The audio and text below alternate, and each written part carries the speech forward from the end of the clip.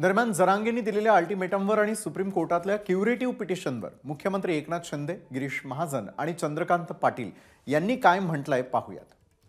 माझं आंदोलनकर्ते इतरही कोणी असतील, जरांगे पाटील असतील, त्यांना देखील आता आंदोलन करण्याची वेळ येणार नाही अशा प्रकारची भावना, अशा प्रकारचं मत आमचं आहे।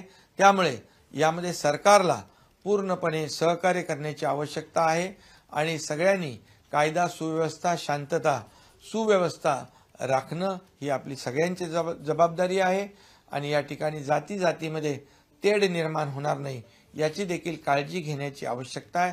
त्यामुळे सगळ्यांनी संयम बाळगावा, शांतता बाळगावी आणि 24 जानेवारीला सरकारच्या वतीने पूर्णपणे मराठा समाजाची बाजू सरकारच्या वतीने या ठिकाणी निष्णात वकिलांची फौज भक्कमपणे मांडेल अशा प्रकारची खात्री मी या ठिकाणी देतो।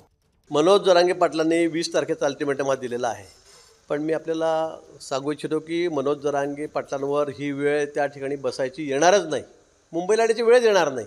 कारण आपण आज बघितलं असेल की माननीय सर्वोच्च न्यायालयाने या ठिकाणी क्युरेटिव्ह पिटिशनवर निर्णय दिलेला आहे, म्हणजे त्यांनी आपल्याला एक विंडो ओपन केलेली आहे आणि ते आपल्याला 24 जानेवारीला ऐकून घेणार आहेत आणि नंतर हे क्युरेटिव्ह पिटिशन ऐकल्यावर आपल्याला 100% आरक्षण हे या ठिकाणी मिळणारच आहे, मी आपल्याला सांगतो, दाव्याने सांगतो। आणि म्हणून मला असं वाटतं की जरांगे पाटलांवर त्या ठिकाणी उपोषणाला बसण्याची वेळ येणार नाही। शासनाची भूमिका हीच आहे, पण अजूनही मी त्यांना सांगेल की 2, 4, 8, 10 दिवस इकडे का तिकडे, परंतु आरक्षण आता अंतिम टप्प्यात आलेलं आहे आणि ते निश्चित टिकणारं आरक्षण हे सरकार आपल्याला देणार आहे। 24 जानेवारीला सर्व संबंधित घटकांना नोटिसेस काढल्या, हे ऐकून खूप आनंद झाला। क्युरेटिव्ह पिटिशन सर्वोच्च न्यायालयाने ऐकण्याचा निर्णय घेतल्यानंतर जवळजवळ सिद्ध झाला आहे। मला हे मान्यच आहे की क्युरेटिव्ह पिटिशन चालायची आहे। सर्वोच्च न्यायालय काय निर्णय देणार माहिती नाहीये।